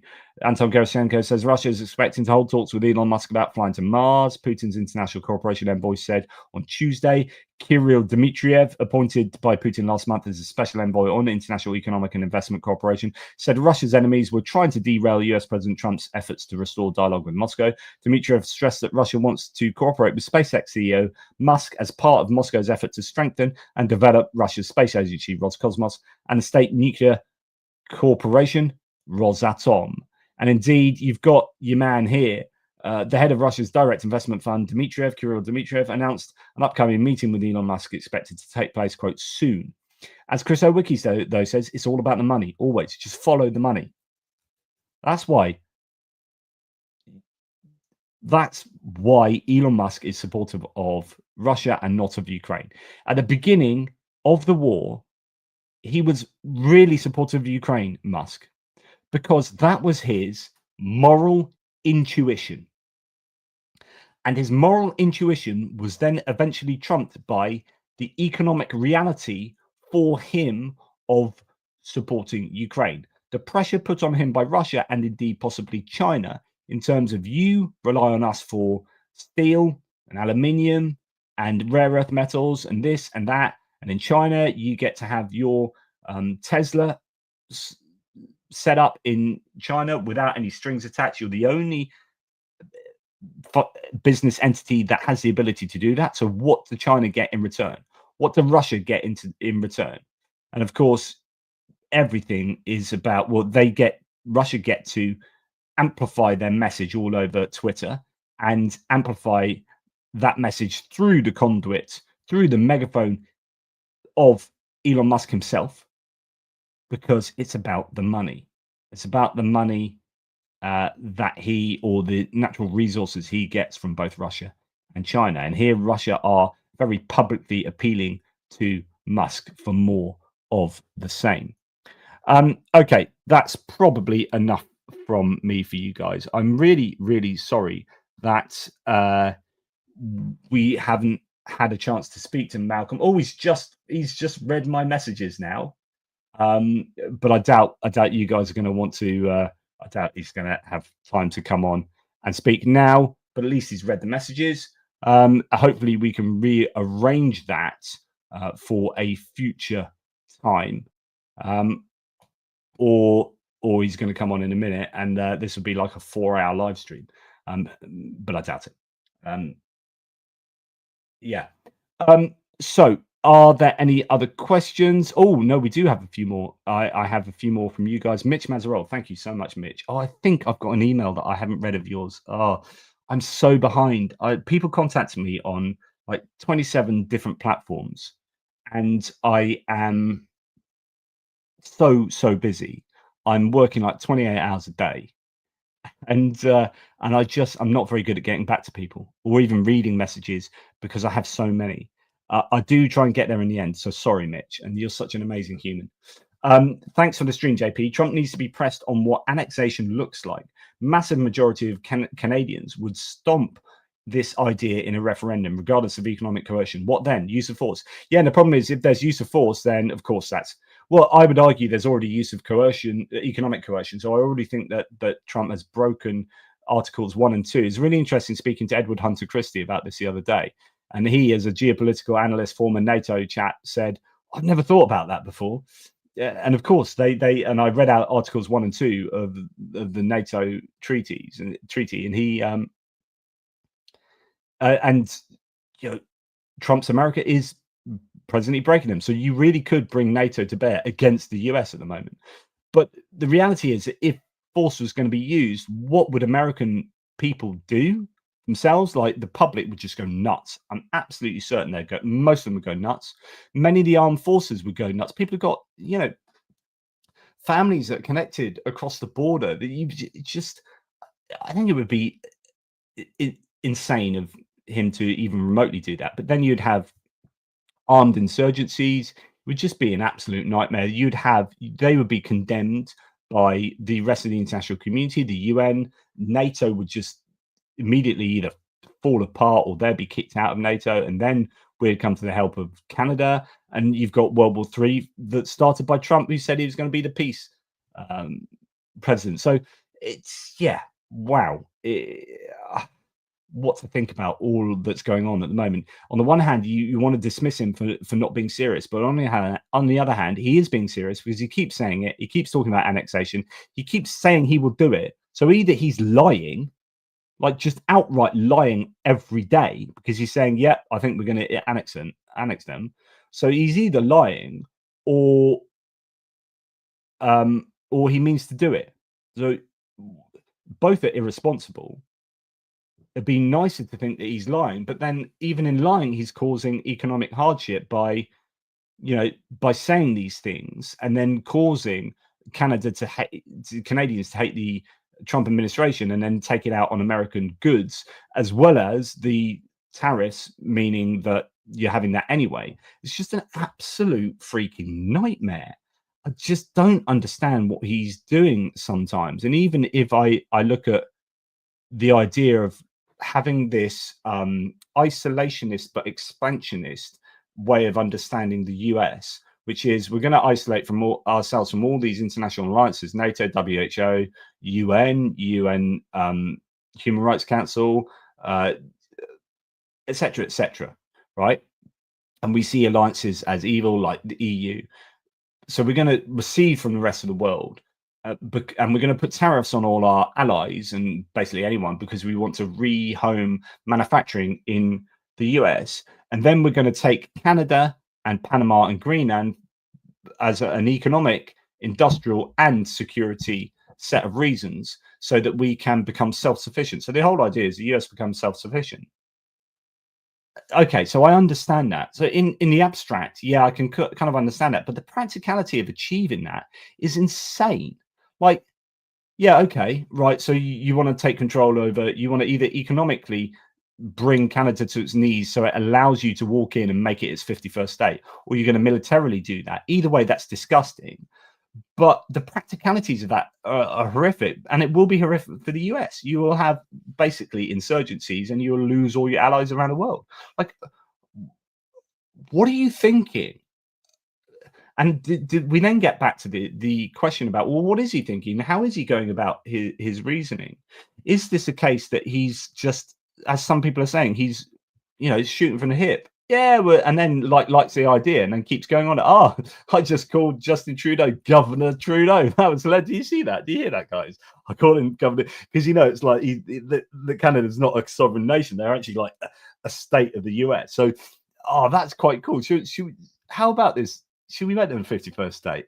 And then, but we don't want them to vote because then they'd be all too freaking liberal. So we make them like Puerto Rico, right? Where they don't get a vote. Yeah, let's do that. Yeah. And then he's just thinking it's like he's doing it for shits and giggles. Like he's just gone down the pub and had a chat with the mates, half drunk, and come up with this harebrained plan. And then he's just enacting it. And then he's saying all this stuff and then putting it out on True Social. And then people in the DOD are going, freaking what? What's he done? What's he done? This is insane.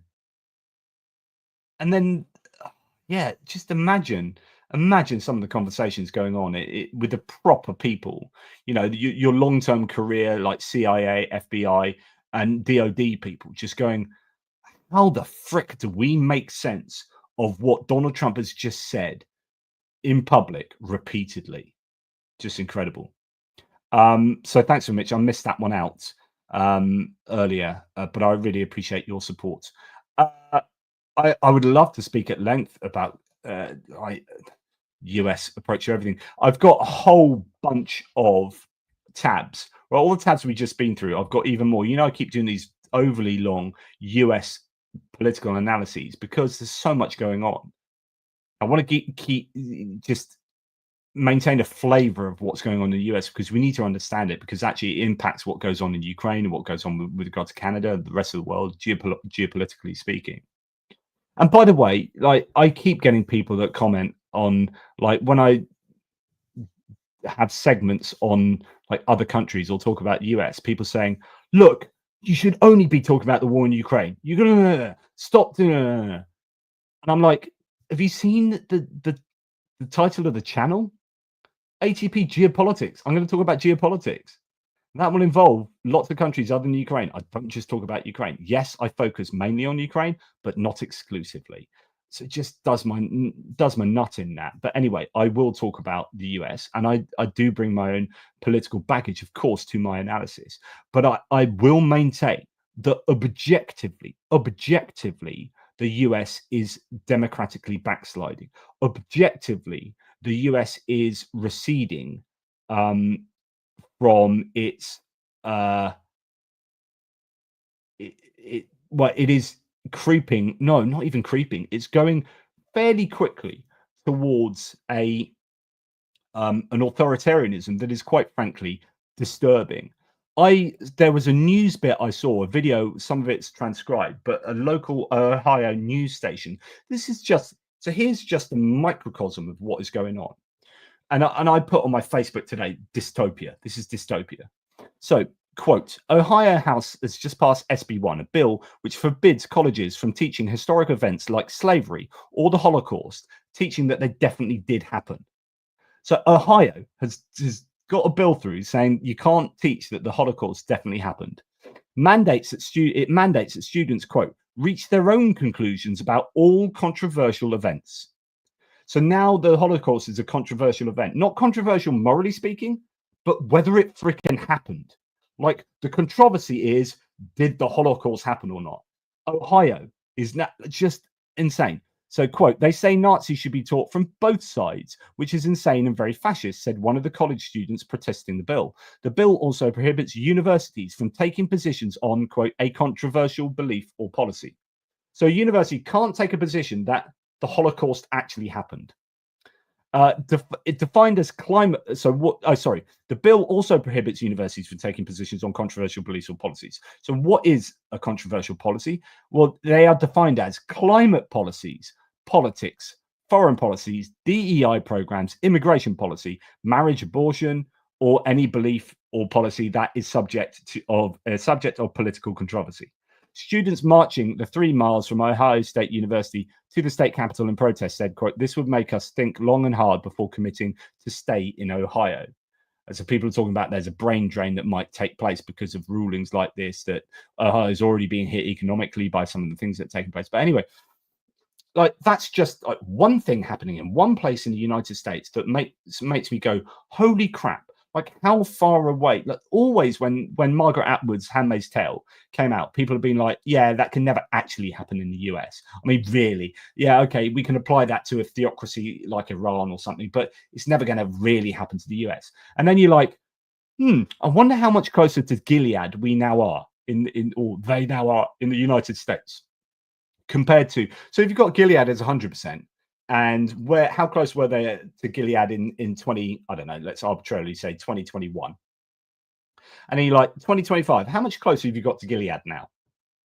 How much closer to the Handmaid's Tale are they at now? And this is the democratic backsliding. And then it all is, but not just that, it's I think the ability to ignore courts and to unilaterally make these decisions, to ignore Congress, it seems. This move towards this unified executive theory and scenario.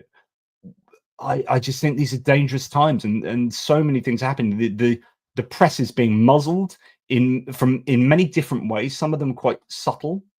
I heard someone interviewed by CNN. She was I think the head of the FTC. So the FTC is like working on behalf of consumers and then looking at people like Meta and taking them to court and making them pay. Like last time it's $5 billion. And she's saying that wasn't enough. But she's been sacked, right? And she's challenging her sacking in court, I think. And CNN brought up an image of who was sitting around Trump at the inauguration. All these people. Right, I don't know, 8 different people, Mark Zuckerberg, Jeff Bezos, blah, blah, blah, blah, blah. And Caitlin Collins said, how many of those are you investigating at the moment? And she looked at the screen, just live. She looked at the screen, she's like, yeah, almost all of them. Almost every single one of those people that were surrounding Trump at his inauguration were being investigated by the FTC. She said that there and then. She said, almost all of those people we are presently investigating. And of course, sack the head of the FTC, shut down all the investigations. So to me, that is authoritarianism, autocracy, kakistocracy, kleptocracy. All of the worst parts of governance that you can think of is being represented by all of these different moves. And it's just, you think this couldn't happen to America. There are too many checks and balances. No, if you remove the checks and balances, then it is actually quite easy to have this stuff happen. And it's just one big grift, one big corrupt grift at the moment that yeah, you might be all for being hard on immigration and this and that. Okay. But just forget that, like the stuff that's like the FTC and the CBPB or whatever, the Consumer Protection Bureau that's set up to protect consumers. Why would you want to mess around with that? The only reason you would stop their investigations and defund them and change them over is because you didn't want them to do the job that they're presently doing, which is protecting consumers, because you are not on the side of the consumers. You are on the side of the people abusing the consumers, the corporations. And that's where we're at the moment. So, where they are at the moment, and these are dangerous times when the protections for the average Joe on the streets in the US are being stripped away, and those people predominantly don't realize what is being done on behalf of the people who are going to receive the benefits of the big tax breaks. And then Social Security goes, then Medicare goes, and Medicaid goes, and you are left with the working class in America being stripped of rights, being stripped of protections, and being stripped of the ability to challenge any of this when all of those checks and balances and democratic guardrails are taken away. And then suddenly, you know, a few years later, you are 60% towards Gilead. And Margaret Atwood writes on Twitter, "Frickin' told you so. Frickin' told you so." Prove me wrong. So I am, yes, I'm not a fan of Trump. Yes, I'm not naturally a Republican voter, right? Or wouldn't be if I was American. But I think objectively, like if in a cold light of day, any voter that was sat down and said, right, ask a question, do you think it's good for the government to protect consumers from being taken advantage of by large billionaire corporations or whatever, large either private entities or large corporations? Most people will be like, yeah, we need to protect, because I'm one of those people. I would like to be protected. Okay, then let's follow this logically onwards. So then, do you think it's right that the Trump government is removing because what's happening is Doge is just doing, oh, we found fraud. Okay, so here's one question I would ask, like Elon Musk or anyone or Donald Trump. Say, okay, you keep telling me you've found phenomenal amounts of fraud. Question: how many people have you arrested for fraud since January the 20th? Literally, how many people have you arrested for fraud? Because I think at the moment it's 0. So if you've got this massive amount of fraud that you keep telling us about, like if it's actually fraud, why have no arrests taken place? So I think lots of this stuff is happening under Doge, and people like the idea of cost cutting and efficiencies and bloated government and all this. So they're going, yeah, Doge is great. I support Doge. And this is why Trump's popularity is still high, relatively speaking. It's low, but high for him, and et cetera, et cetera.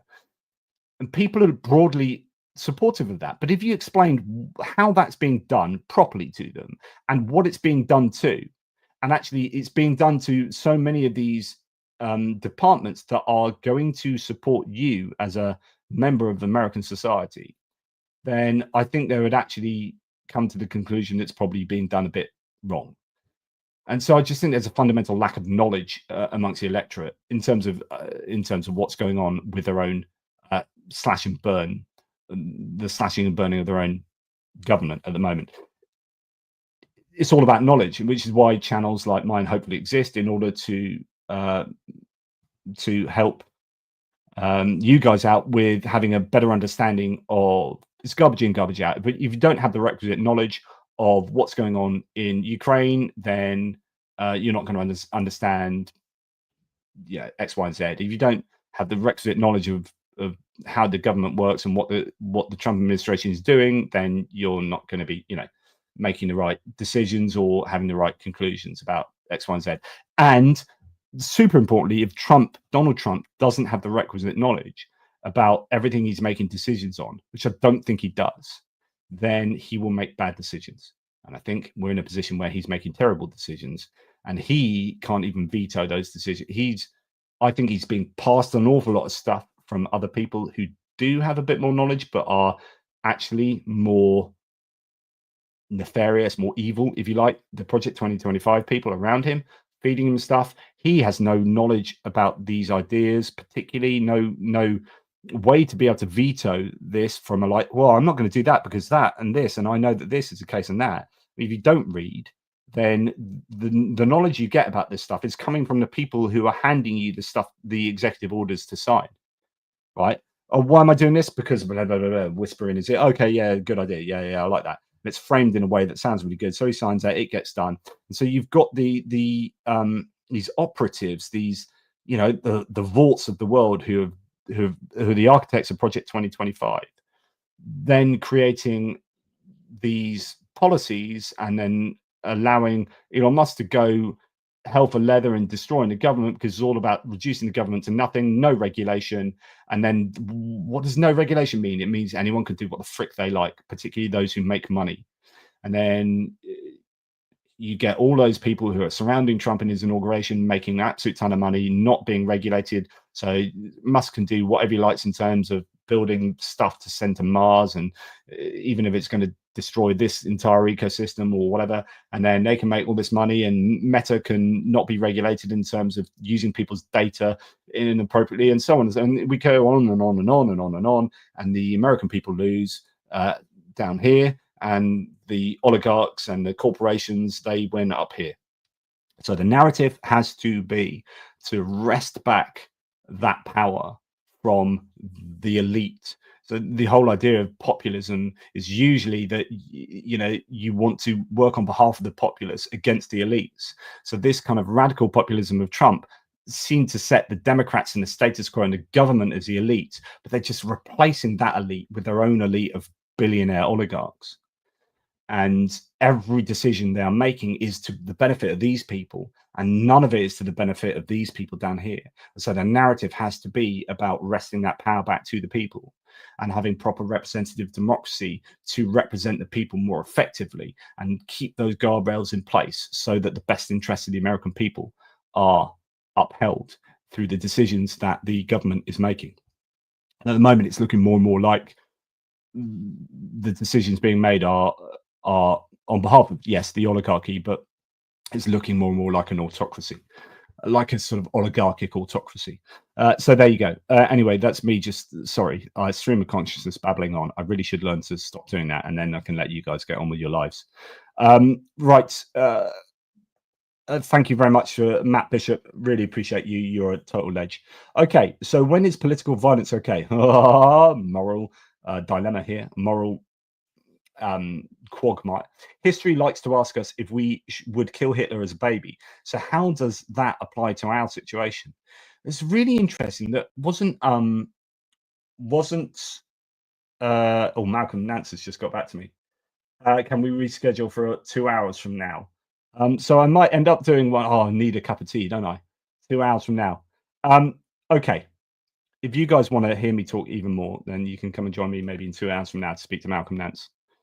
My last thing I'll say to this is, it wasn't it Martin Luther King that talked about protests being much more effective when they're like, he actually allowed for violent protests. I think, am I getting this wrong? There's a problem with peaceful protests is they sound great, but you can ignore them. You can really easily ignore peaceful protests. It's about protests having a real tangible, like Euromaidan was a peaceful protest that worked. But you could argue it worked when it got violent, and that violence came actually from the state and not from the people. So I don't know how to answer this question, but I think if you do protests, peaceful marches through cities are quite easy for people to ignore. Musk, like, I don't advocate burning Teslas, right? But that is having an effect on the on Musk himself. He warned about civil wars, civil war, and then when civil wars come to his stuff, he doesn't like it. I was like, oh no, I don't like it. Why do you have to be so violent? It's like, well, you were talking about civil war anyway. I don't advocate burning Teslas, but it is having more of an effect on the people who own all the stocks and shares and the venture capitalists and so on and so forth. They've now held an emergency meeting. I think there have been probably some pretty stiff words with Elon Musk, and there have been some people who own a lot of the stocks in Tesla saying that things need to change because the stocks are tanking, the value of the company is halved, and the prospect for buying Teslas going forward are very, very dire. And actually, Elon Musk needs to get his ass back into Tesla HQ and actually do some proper being a CEO rather than not knobbing about with chainsaws at conferences and whinging on Twitter 28 hours a day. So, yeah, I don't advocate for violent protests, but arguably protests that are maybe a bit more robust have more of an effect than protests that can be easily ignored for being peaceful. Martin Luther King, violent protest. I'm sure there was one. There's a quote from him. Yeah, I don't know. Because I think sometimes the idea is he's sometimes misrepresented in what he said, and there's one quote about how, yeah, about how to protest. But anyway, yeah, I don't know that I can answer that. I can say that political violence is okay if you hold to a consequentialist viewpoint. So moral consequentialism is that the moral value of any action is brought about by the outcome to that action. It's quite complicated because there are many different ways of being able to evaluate that over different time and different ways of looking at that and act against rule consequentialism and so on and so forth. You can go and look at the Stanford Encyclopedia of Philosophy and read the consequentialism page. It's very good, but it's very long and it's very, very, very technical and lots of different ways of doing this. But the idea is that if that's your way of understanding morality, and it's not for everyone, most people intuitively agree to that. There's famous trolley experiment where a trolley is going down a railway track and it's going to kill 5 people, and you pull the lever and then it diverts and just kills 1 person. 89% of people will pull the lever to kill 1 person. So rationally, we're quite consequentialist. But when push comes to shove, literally, we're not. So when that thought experiment is changed and you have to push someone off the bridge, who then falls on the track and then is run over, and so that 1 person stops that trolley, but he dies and saves 5 people. Actually, the percentage of people that would do that changes. In other words, there's a psychological element to morality which isn't reflected when you just ask someone about a thought experiment, or at least that version of the thought experiment is different. It's how that you can fly the Enola Gay, press a button and drop a bomb and kill 100,000 people. But if you ask to go and shoot 100,000 people in the head, that would be a lot harder to do, right? So there's a psychological element to morality, but in a purely rational, consequentialist way, we might say, yeah, I could kill a baby. I could kill baby Hitler to know that would save all these people down the line. And the same with political violence. If you could know that this political violence was going to bring about a greater good, then you can easily justify political violence. The question is about knowing the alternatives, the future. I mean, you have to make a probability assessment, and that's pretty dodgy trying to predict what will happen in the future. But if you're pretty sure that political violence will bring about a better end than political non-violence, then you can build a case for political violence. But there are so many caveats and ifs and buts there. What you usually have to do is look back in history and see, well, how many non-violent things were successful and how many forms of political unrest were more successful. You can go to the poll tax riots. Did that bring about the end of the poll tax during Thatcher's reign? What if that had been just peaceful and then walk through the streets in silence with placards? Well, nothing would have happened probably. Okay, so you can make a case for political unrest. Depends how you define violence there. But great question. Probably don't have time to go through it, and I probably need to think about talking to Malcolm Nance. Goodness me, I don't know that you guys will have time to listen to me do all that speaking. So I'll leave it here. Davinci, you're a ledge. Thank you so much for being a member for 25 months. And by the way, Davinci's got one of my hoodies, and I love it. He sent me an image of him in ATP Geopolitics hoodie right in the early days when Chris Jones had just done those designs, and I put them up on Redbubble or whatever, and he sent me a picture of that, and I was like, that was awesome. So Davinci, thank you. And he got, I still haven't shared the newspaper of he was wearing that top when they were going out on the streets in the Netherlands where he's from. And he got ATP Geopolitics into the local newspaper, and I still haven't shown those images, so I must do that. Thanks for reminding me. Anyway, take care, everybody. I really appreciate all of your support. Thanks to Goose and to Julian Roster and to all of you wonderful people: Mitch Mazarol, Matt Bishop, Tahir, Johnny Nevergud, Kevin Force. Thanks so much. Take care, and I'll speak to you soon. And keep an eye out. I may do a stream today, or may have to put it off to another day. Toodle pips.